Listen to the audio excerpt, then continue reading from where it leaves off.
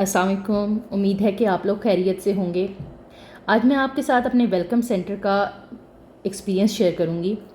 सबसे पहले मैं आपको बताऊं कि मेरे 2 बच्चे हैं। मेरी बेटी 5 साल की है और बेटा 3 साल का। तो जब हम लोग यहाँ पाकिस्तान से आए तो मुझे सबसे पहली टेंशन मेरी बेटी की स्टडी की थी।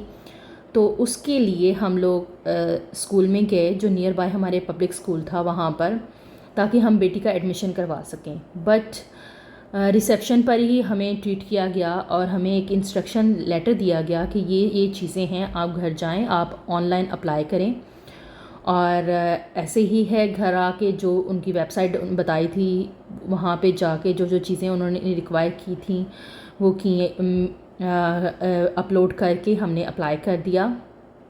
और दूसरे दिन ही हमें हमारी जो एडमिशन रिक्वेस्ट थी उसकी एक्सेप्ट करने की हमें ईमेल आ गई थी। लेकिन मतलब हमने अप्लाई किया स्कूल में था, हमने कहीं और अप्लाई नहीं किया था, हमने जस्ट स्कूल में अप्लाई किया था। लेकिन कुछ दिनों के बाद हमें 2-3 दिन के बाद हमें वेलकम सेंटर से कॉल आ गई कि इस तरह हमारे पास 3 टाइम्स हैं, आप उनमें से जो टाइम आपको सूटेबल लगता है आप हमारे साथ सेलेक्ट कर लें और यहाँ हमारा जो वेलकम सेंटर है वहाँ पे आप विज़िट करें। मैंने उनका जो 11:30 का टाइम था वो मैंने सेलेक्ट कर लिया और हम ऐसे ही एज़ इट इज़ जैसे डिसाइडेड था उस दिन हम लोग विद फैमिली चले गए वहाँ पे वेलकम सेंटर। तो वेलकम सेंटर में जाना बहुत खुशाइन हुआ था। सबसे पहले तो उन्होंने हमारा बड़ा वार्म वेलकम किया, हालांकि हम थोड़ा सा लेट थे इसके बावजूद। फिर सबसे बड़ी बात ये है कि उन्होंने बहुत कंफर्ट फील करवाया कि वहाँ पे जाके मुझे किसी किस्म की टेंशन नहीं थी। उन्होंने एक ऐसा एटमॉस्फेयर बनाया हुआ है या उनका बात करने का वे ऑफ टॉकिंग इतना कंफर्टेबल था कि आपको जो जो हेजिटेशन है, जो जो प्रॉब्लम्स है, जो जो खदशात हैं, आप वहाँ पे खुले आम अच्छे तरीके से डिस्कस कर सकते हैं। मेरी वहाँ पे बड़ी ही ब्रीफली डिस्कशन हुई और वहाँ पे सबसे पहली बात जो मेरे साथ डिस्कशन में आई वो ये था कि उन्होंने मुझे सारी न्यू कमर्स इमिग्रेंट्स को जो जो प्रॉब्लम्स आ रही होती हैं, जैसे जॉब सर्च के ऊपर या लैंग्वेज के ऊपर या एम्प्लॉयमेंट के ऊपर या वर्कशॉप्स वगैरह अगर वो करना चाह रहा है अपनी कैरियर्स को प्लान करने के लिए या अपनी लाइफ स्किल्स को इम्प्रूव करना चाह रहा है या कोई ऐसी चीज़ जो उसमें है, उस सारी चीज़ों के ऊपर, फाइनेंशियली सपोर्ट के ऊपर या जिस तरह के भी प्रॉब्लमेटिक चीज़ें लोग आते ही एकदम हैंडल नहीं कर सकते, उन सब के ऊपर डिस्कशन हुई।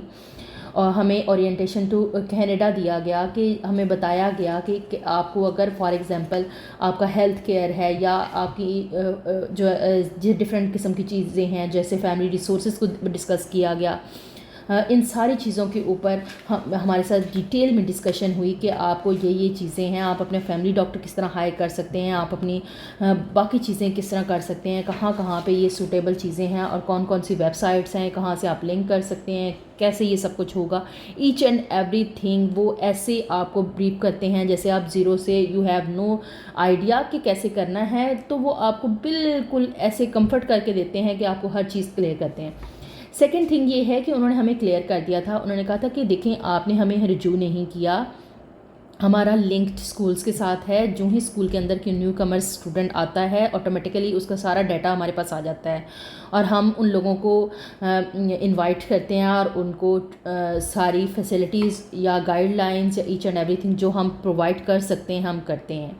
सेकेंड थिंग, उन्होंने हमें स्कूल्स के बारे में इंफॉर्मेशन दी। ओके, आप पेरेंट्स के रिसोर्सेज कैसे हैं, वो किस तरह उनको यूटिलाइज़ करेंगे, किस तरह सारी चीज़ें हैंडल करेंगे, और घर के अंदर बच्चों का माहौल कैसा होना चाहिए, उसको कैसे आपने इंडिपेंडेंट बनाना है। ईच एंड एवरीथिंग जो चीज़ें मुझे लगता है कि मेरा वहाँ जाना बहुत बेनिफिशियल हुआ कि मुझे जो चीज़ें वहाँ समझ नहीं आ रही थी कि कनाडा का एटमॉस्फेयर, कनाडा के बच्चों का रहन सहन, उठना बैठना किस तरह का है, वो सारी चीज़ें मुझे बताएंगी कि बच्चे को इंडिपेंडेंट बनाएं।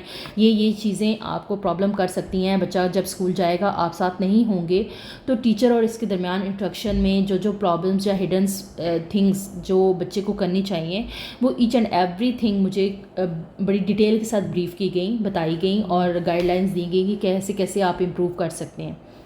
ये तो उन बच्चों की मेरी उस बेटी की बात हो रही थी कि जो स्कूल गोइंग जिसने जाना है अभी सितंबर में उसने सेशन को स्टार्ट करना है। लेकिन उसके साथ उन्होंने मुझे दूसरे बच्चे के बारे में भी बताया कि उसके चाइल्ड केयर ऑप्शंस कैसे हैं, आप उसको कहाँ डे केयर में डाल सकते हैं, डे केयर्स कौन कौन से हैं, कैसे आप उसको अप्रोच कर सकते हैं।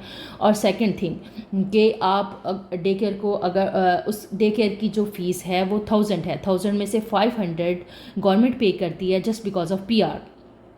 और क्योंकि हम यहाँ के परमानेंट रेजिडेंट हैं तो डेट्स वाई कि गवर्नमेंट हाफ़ पे करेगी, जो हाफ़ है वो आपको पे करनी है। लेकिन अगर पेरेंट्स फॉर एग्ज़ाम्पल उनकी अप्रोच इतनी नहीं है या अभी न्यू कमर्स हैं, उनकी जॉब नहीं है, तो ज़ाहिर है उन्हें फाइनेंशियली थोड़ी सी स्टेबिलिटी में टाइम लगेगा। तो ऐसी सिचुएशन में उन्होंने गाइडलाइंस दी कि अगर बोथ पेरेंट्स, क्योंकि जो कनाडा की गवर्नमेंट है वो जो इस चीज़ को हाईलाइट करती है या फेवर देती है कि दोनों पेरेंट्स को घर के अंदर जितने लोग हैं वो जॉब करें, मतलब वो काम करें। तो ऐसी सिचुएशंस में जो बच्चे हैं, बच्चों को डे केयर भेजें। तो अगर आपकी पे सैलरी में आप वो चीज़ें अफोर्ड नहीं कर सकते तो आप चाइल्ड केयर सब्सिडी के लिए भी अप्लाई कर सकते हैं। उसकी भी गाइडलाइंस उन्होंने प्रॉपर हमें दी।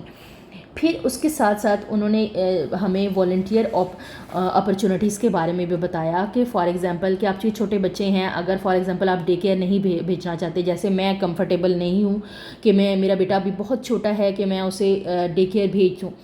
तो इस सिचुएशंस में उन्होंने मुझे बताया कि हमारे पास जो पब्लिक लाइब्रेरीज़ होती हैं वहाँ पे आप बच्चों को लेके जा सकते हैं। वहाँ पे बच्चों के लिए बहुत सारी चीज़ें होती हैं, क्योंकि सब पेरेंट्स जो मेरे बच्चों के एज लेवल के जितने बच्चे हैं उनको लेके आए हुए होते हैं। एक तो उनके साथ उसको बच्चों को अपने लेवल के बच्चे अच्छे लगते हैं, उनके साथ टाइम गुजारना उन्हें अच्छा लगता है। सेकेंड थिंग, वहाँ पर डिफरेंट किस्म की एक्टिविटीज़ करवाई जाती हैं, पोइम्स करवाई जाती हैं, गेम्स खेलने का मौका मिलता है, स्विमिंग, डिफरेंट तरह की क्लासेस होती हैं जो बच्चे अटेंड करते हैं और उनका इंटरेस्ट शो करते हैं। ये सारी चीज़ें तो उन्होंने मुझे बच्चों के हवाले से सारी गाइडलाइंस दी। ये सारी गाइडलाइंस लेने के साथ साथ उन्होंने मेरी एजुकेशन्स के ऊपर भी प्रॉपर डिस्कशन की कि मेरी एजुकेशन कैसी है और मुझे उसको अगर इम्प्रूव करना है तो कैसे करूँगी। और जब मैंने अपनी एजुकेशन बताई कि मैं मेरा जो ऑलरेडी जो मेरा एक्सपीरियंस है वो कैसा है, तो सारी डिस्कशंस के बाद उन्होंने मुझे मज़ीद उसमें गाइडलाइंस दी कि कैसे मैं उसको इम्प्रूव करके यहाँ पे फ़िलहाल एजुकेशन असिस्टेंट के तौर पे मैं कैसे काम कर सकती हूँ। तो ये सारी गाइडलाइंस मुझे दी गई कि उनके साथ मुझे कौन सा सर्टिफिकेशन करना चाहिए या डिप्लोमा में कर सकती हूँ, ईच एंड एवरीथिंग वो मुझे उन्होंने डिफ़ाइन किया। इसके साथ साथ उन्होंने मुझे लिंक के बारे में बताया कि लिंक के ऊपर आप जाएं, अपना एप्लीकेशन फॉर्म सबमिट करें, देन एवेलुएट करें आप अपनी लैंग्वेज का लेवल कि इस वक्त आपका कैनेडियन जो स्टडी ग्रेड है उसके मुताबिक आपकी अभी जो इंग्लिश है या जो आपकी लैंग्वेज है वो वहाँ पे कहाँ पे ग्रेड कर रही है। तो 12th ग्रेड की इंग्लिश आपकी है या नहीं है उसको एवेल्यूएट करवा सकती हैं लिंक पे जाके।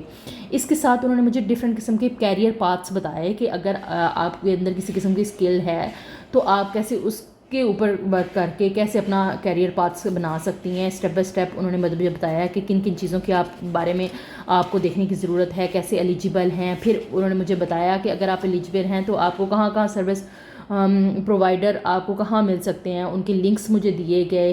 हर एक ऑक्यूपेशंस के बारे में डिटेल्स में यहाँ डिस्कशन की गई। ये सारी चीज़ें तो हमें ये लग रहा था कि ये जस्ट हमें मतलब हर चीज़ डिटेल के साथ ब्रीफ की है, बट ओवरऑल वहाँ का जो लेवल था ना, हम वहाँ से निकलते ही बहुत कंफर्टेबल फील कर रहे थे। ये सारी चीज़ें डिस्कशन के बाद मेरी बेटी को बच्चों के साथ भी बड़ा अच्छा उनका एनवायरनमेंट था, बच्चों को काफ़ी प्रोटोकॉल दिया गया।